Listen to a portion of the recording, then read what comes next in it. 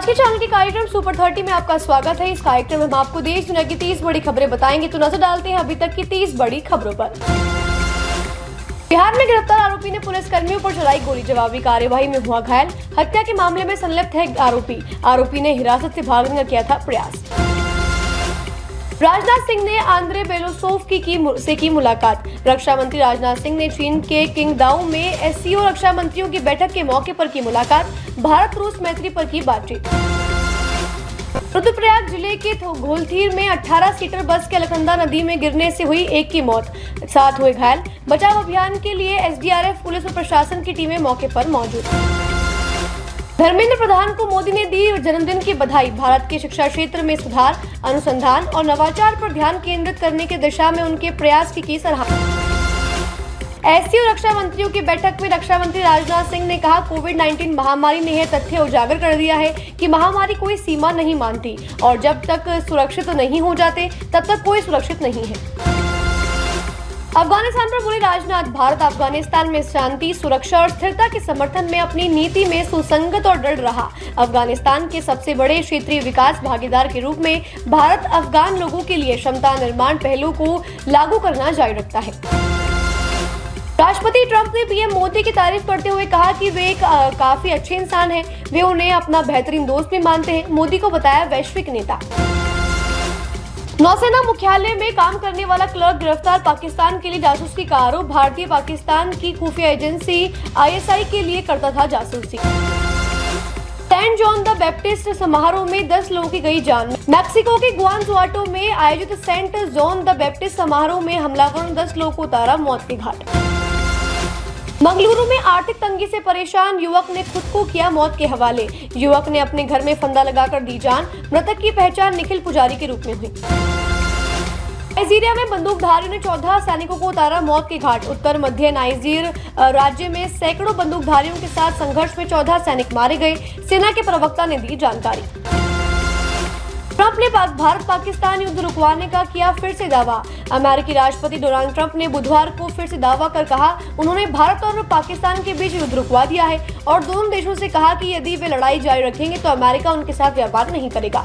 शशि थरूर ने मॉस्को में की रूसी विदेश मंत्री लावरोव से मुलाकात। कांग्रेस नेता शशि थरूर इस समय रूस के दौरे पर हैं। उन्होंने ट्वीट कर कहा कि मॉस्को में प्रिमाकोव रीडिंग्स के दौरान पुराने मित्र रूसी विदेश मंत्री सर्गेई लावरोव से मिलकर अच्छा लगा।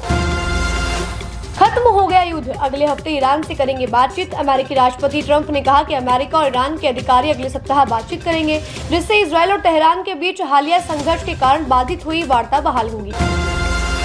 मोदी को स्टेट डिनर मिलेगा तो हम नहीं आएंगे, ब्रिक्स समिट में पहले भड़का ड्रैगन। भारत के बढ़ते कद से बौखलाया चीन ने इशारों में कहा, मोदी को सम्मान मिलेगा तो हम मन से दूर रहेंगे। इटावा में आगरा लखनऊ एक्सप्रेस वे पर सड़क हादसा, रेलिंग तोड़कर बस पलटी। बिहार से दिल्ली जा रही थी बस, 40 जने थे सवार। कावड़ मार्ग पर दुकानदारों को बतानी होगी पहले की तरह पहचान, सीएम योगी ने जारी किया आदेश। कावड़ मार्ग पर कोई बदतमीजी बर्दाश्त नहीं। नीतीश सरकार का बड़ा फैसला, अंतर्राज्यीय मार्गों पर 299 एसी नॉन एसी बसों का परिचालन होगा शुरू। तेजस्वी ने बताया चुनावी पैंतरेबाजी। घाटकोपर स्टेशन पर जानलेवा हादसा, लोकल ट्रेन की चपेट में आने से व्यक्ति की मौत। ईरान के परमाणु प्रमुख मोहम्मद इस्लामी का बयान, इजराइल के हमले देश की न्यूक्लियर प्रोग्राम की रफ्तार नहीं रोक पाएंगे। हमलों से कोई रेडिएशन लीक नहीं हुआ, जनता को घबराने की जरूरत नहीं। इजराइल के विदेश मंत्री गिदोन सार ने ईरान के खिलाफ इजराइल डिफेंस फोर्स के ऑपरेशन राइजिंग लॉयन शुरू करने के बाद दुनिया भर के अपने समकक्षों को किया कॉल। सार ने जर्मन विदेश मंत्री से कहा कि हमने यह फैसला अंतिम समय में लिया है जब सभी दूसरे रास्ते बंद हो चुके थे। न्यायालय ने अंबानी परिवार को सुरक्षा दिए जाने के खिलाफ याचिका की खारिज। उच्चतम न्यायालय ने शुक्रवार को एक वादी द्वारा बार बार याचिका दायर करने पर उसे फटकार लगाई और कहा कोर्ट का समय बर्बाद न करें। हिमाचल प्रदेश के कुल्लू जिले में 30 मीटर गहरी खाई में गिरा वाहन, 2 लोगों की हुई मौत जबकि 3 अन्य हुए घायल। हादसा देर रात बेखाली रोड पर हुआ। सोने के दाम मल्टी कमोडिटी एक्सचेंज पर शुक्रवार को करीब 2% बढ़कर 1 लाख रुपए प्रति 10 ग्राम के पार पहुंचे। सोने में तेजी की वजह से मध्य पूर्व में इजरायल और ईरान के बीच संघर्ष का बढ़ना है। फ्रेंच में शशि थरूर ने पाकिस्तान को जमकर लताड़ा। कांग्रेस के सांसद शशि थरूर इस बार फ्रेंच भाषा में अपनी बात रखने के लिए चर्चा में आए। सड़क परिवहन और राजमार्ग मंत्रालय फास्टैग के इस्तेमाल को और बढ़ाने की खोज रहा है नई तरीके। अभी फास्टैग का इस्तेमाल नेशनल हाईवे पर टोल देने के लिए होता है। मंत्रालय चाहता है कि इसका इस्तेमाल इलेक्ट्रिक वाहनों को चार्ज करने, पार्किंग और बीमा के लिए भी हो। भाजपा नेता मुख्तार अब्बास नकवी ने कांग्रेस को बताया निजी संपत्ति। कांग्रेस सांसद शशि थरूर के उड़ान भरने की अनुमति मांगों वाले रहस्यमय कथन पर कहा, कांग्रेस पार्टी अब पार्टी नहीं रही, यह एक निजी संपत्ति बनती जा रही है। उमेश मकवाना को किया पार्टी से निलंबित। गुजरात के अध्यक्ष ने उमेश मकवाना को पार्टी विरोधी और गुजरात विरोधी गतिविधियों के शामिल होने के कारण 5 साल के लिए पार्टी से कर दिया है निलंबित।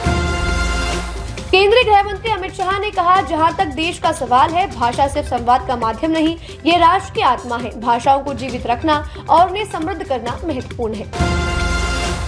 पूर्व मुख्यमंत्री अशोक गहलोत ने भाजपा पर लगाए आरोप। नरेंद्र मोदी सरकार में अमित शाह, धर्मेंद्र प्रधान और गजेंद्र सिंह शेखावत ने मिलकर राजस्थान सरकार को गिराने का रचा था षड्यंत्र, जिसे विफल कर दिया गया। हिंदुस्तान में एकमात्र हमारी सरकार थी जिसे नहीं गिरा पाई।